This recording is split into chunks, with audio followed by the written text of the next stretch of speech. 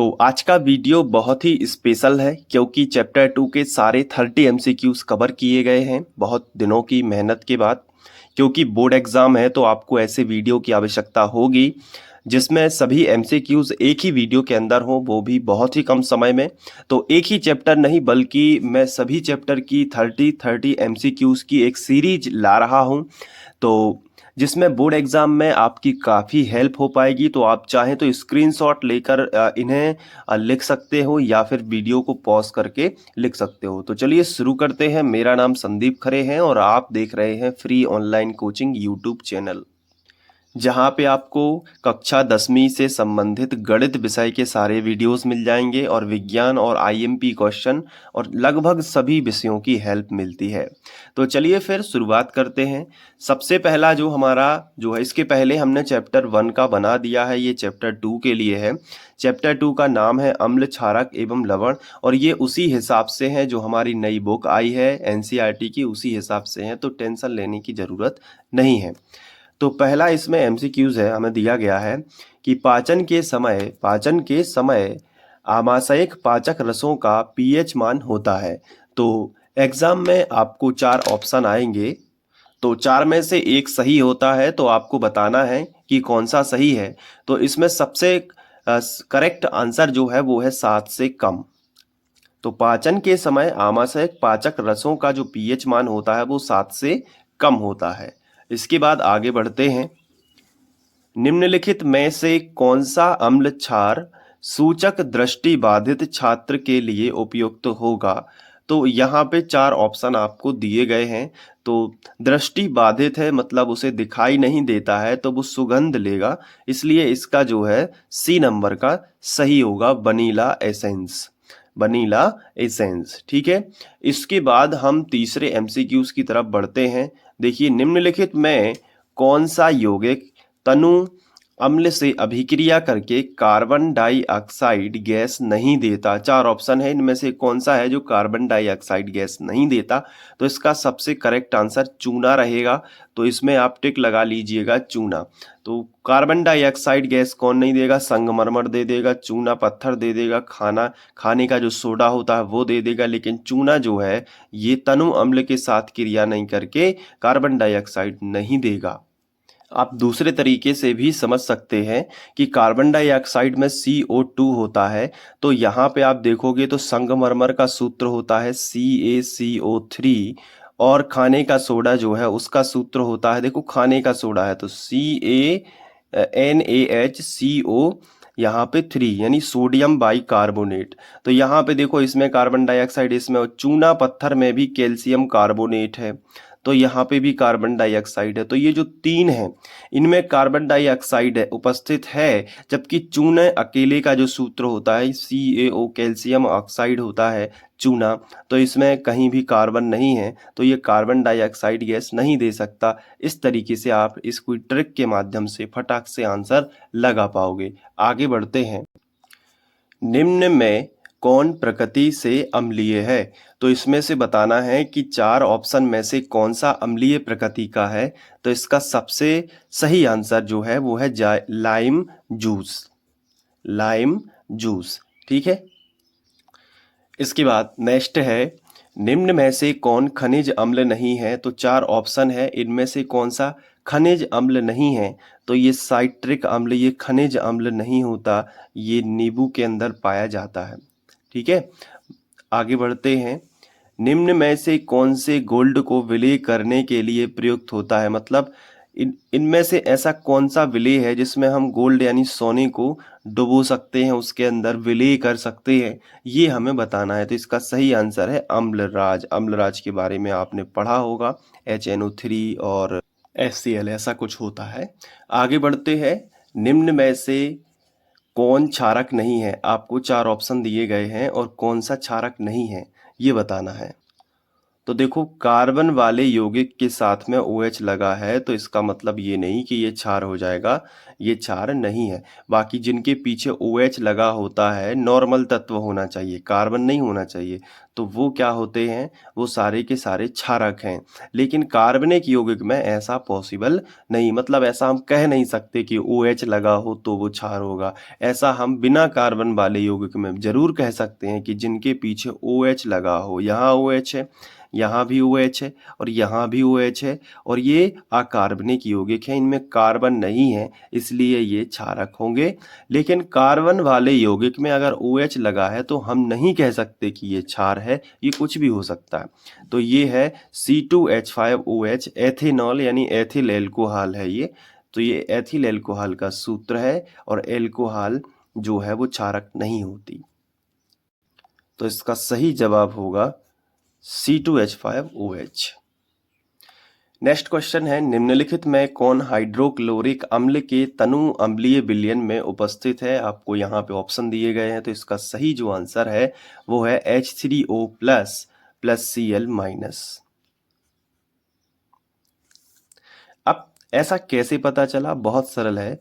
देखो अम्ल जल हाइड्रोक्लोरिक अम्ल है तो हाइड्रोक्लोरिक अम्ल से आप लगा लेना HCl, ठीक है। और अम्लीय विलयन में है तो कोई भी चीज जो हाइड्रोक्लोरिक अम्ल है या 90% यौगिक जल में विलय होते हैं तो जल का सूत्र क्या होता है? H2O, ठीक है। तो अगर ये H यहाँ आ जाएगा तो H3O प्लस हो जाएगा और Cl माइनस हो जाएगा। तो इसके अलावा बाकी तो और कुछ हो ही नहीं सकता। और दूसरा ये भी तुम दिमाग लगा सकते हो कि हाइड्रोक्लोरिक अम्ल है तो इसका मतलब है कि हाइड्रोक्लोरिक अम्ल यानी हाइड्रोक्लोरिक अम्ल का सूत्र होता है HCl, तो उसमें Cl वाला जो भी है वो सही रहेगा। तो तुम कहोगे या तो ये सही है या तो ये सही है। अब दोनों में तुम दिमाग लगाओगे कि साथ में जल भी है, तो जल में अगर Cl इस तरफ है तो Cl ये तो H इसके पास चला जाएगा जल के पास, तो H3 हो जाएंगे क्योंकि 2 H तो पहले से हैं, एक H और आ गया तो H3O, तो ये बन जाएगा प्लस। तो ये पहला करेक्ट आंसर।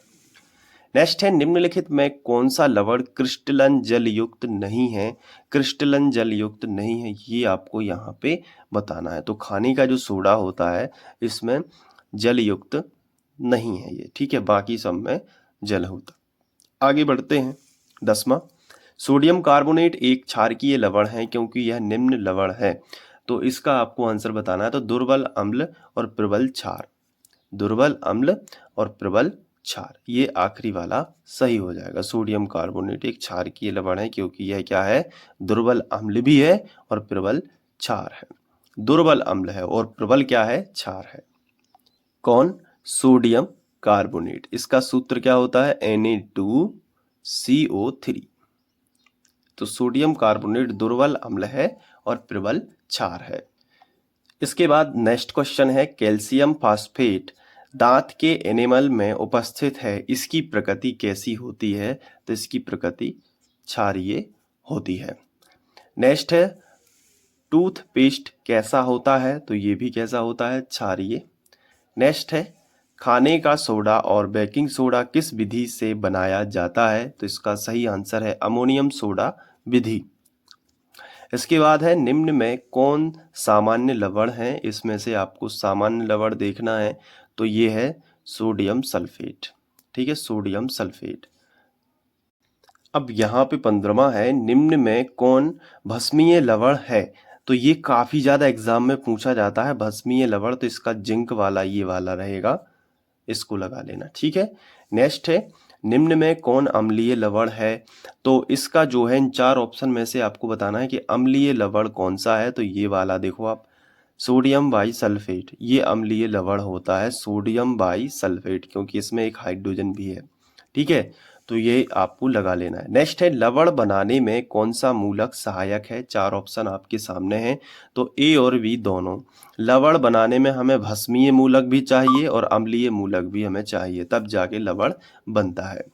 नेक्स्ट क्वेश्चन है, निम्न में किसके कारण अम्ल वर्षा होती है? आपको 4 ऑप्शन दिए गए हैं, तो SO2 सल्फर डाइऑक्साइड के कारण ही अम्ल वर्षा होती है। नेक्स्ट है, टार्टरिक अम्ल निम्नलिखित में से किसमें पाया जाता है? टार्टरिक अम्ल आपके बताना है। तो ध्यान रखिएगा, इमली के अंदर टार्टरिक अम्ल पाया जाता है। ठीक है, और टमाटर के अंदर कौन सा, ऑक्जेलिक अम्ल, संतरा के अंदर साइट्रिक अम्ल, याद रखना सिरका के अंदर साइट्रिक अम्ल, तो टमाटर के अंदर बताओ कौन सा, ऑक्जेलिक अम्ल, इमली के अंदर टार्टरिक अम्ल, और बिच्छू के डंक में मेथेनोइक अम्ल, बिच्छू के डंक में मेथेनोइक, चींटी के डंक में मेथेनोइक अम्ल। ठीक है, तो ये याद रखना, ये एग्जाम में आपसे पूछा जा सकता है।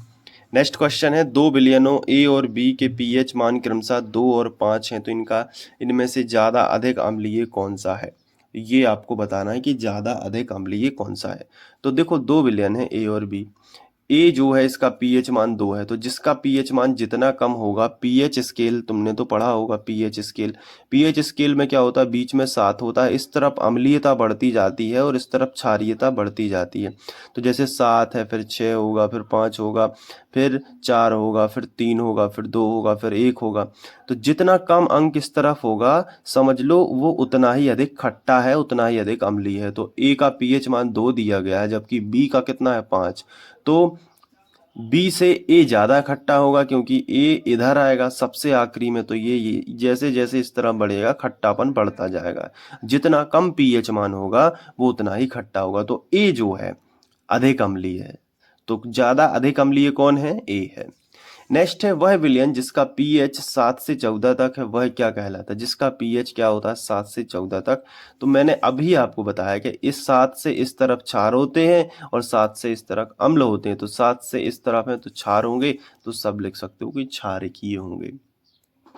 ठीक है, तो ये हम यहाँ पे टिक लगा सकते हैं। नेक्स्ट है, 1 विलयन जिसका पीएच 0 से 7 के बीच हो, 0 से 7 के बीच में क्या होगा, अम्लीय होगा, अभी तो बताया स्केल के अंदर। नेक्स्ट है, पीएच स्केल में 14 क्या दर्शाता है, प्रबल क्षार है कि दुर्बल क्षार है, तो बिल्कुल सामान्य सी बात है, ये सामान्य क्षार कहलाएगा। पीएच स्केल में 14 क्या दिखलाता है, सामान्य क्षार। इसका सामान्य क्षार नहीं होगा, इसका प्रबल क्षार होगा, क्योंकि 14 जो है मैक्सिमम अंक होता है, तो सबसे ज्यादा क्षार होगा। आगे बढ़ते हैं, पीएच किसी घोल में किसकी शक्ति को व्यक्त करता है, पीएच जो है किसकी शक्ति को, तो हाइड्रोजन आयन की। ठीक है, वैसे होता भी है, पीएच का जो सूत्र होता है वो होता है -log H+ आयन, तो H+ की शक्ति यानी हाइड्रोजन आयन की शक्ति को दिखाता है। नेक्स्ट है, लवण Na2CO3 का जलीय विलयन का पीएच है, तो ये आपको लिखना है 7 से अधिक, इसका जो है जलीय विलयन है 7 से अधिक है। नेक्स्ट ले लेते हैं, अम्ल या क्षारक की प्रबलता की जांच की जाती है, तो आपको 4 ऑप्शन दिए गए हैं। तो अभी मैंने बताया पीएच स्केल से ही अम्लीयता या क्षारीयता की जो है जांच कर सकते हैं। नेक्स्ट है 27वें नंबर का, कि विलयन में H+ आयन के निर्माण से पदार्थ की प्रकृति होती है। 4 ऑप्शन आपको दिए जाएंगे, तो इसमें पदार्थ की प्रकृति कैसी होती है, अम्लीय होती है। नेक्स्ट है, इनमें से कौन दुर्बल अम्ल है, 4 ऑप्शन आपको दिए जाएंगे। दुर्बल अम्ल कौन सा है, ऑक्जेलिक अम्ल दुर्बल है, इनकी तुलना में तो ऑक्जेलिक अम्ल ही दुर्बल होगा। नेक्स्ट है, निम्न में से कौन अम्लीय पदार्थ है, 4 ऑप्शन आपको दिए गए हैं। अम्लीय पदार्थ नारंगी का रस। ठीक है, अब आगे बढ़ते हैं, 1 लीटर शुद्ध जल में H+ आयन की मात्रा होती है, 4 ऑप्शन आपको दिए गए हैं, तो ये है 10 के ऊपर -7। 1 लीटर का कनेक्शन बना लेना, इससे 10 के ऊपर -7 मोल। तो ये थे 30 MCQs चैप्टर 2 के, बहुत अच्छे से कर लेना, और इनके स्क्रीनशॉट भी आप लेते जाना वीडियो को पॉज कर करके, तो आप क्या कर सकते हो कि सभी चीज़ें अच्छे से लिख पाओगे अपने नोट्स के अंदर। ठीक है, तो इसके बाद हम चैप्टर 3 का भी ला रहे हैं। चैप्टर 3 से लेके 13 तक जितने भी आपके साइंस में चैप्टर है न्यू बुक के हिसाब के, उनके सभी के MCQs आ रहे हैं, तो आप डिस्क्रिप्शन जरूर चेक कर लेना, वहाँ से आप सभी MCQs देख लीजिए बहुत ही कम टाइम में। यही 30 MCQs आपको घंटों वाले वीडियो में भी मिल जाएंगे और शॉर्ट में भी आपको मिल जाएंगे 15 मिनट के अंदर अंदर। तो आप कम टाइम वाला प्रेफर करिए, ताकि आपका टाइम भी सेव हो। मिलते हैं नेक्स्ट वीडियो लेक्चर में, तब तक के लिए बाय, अपना ध्यान रखना, थैंक यू।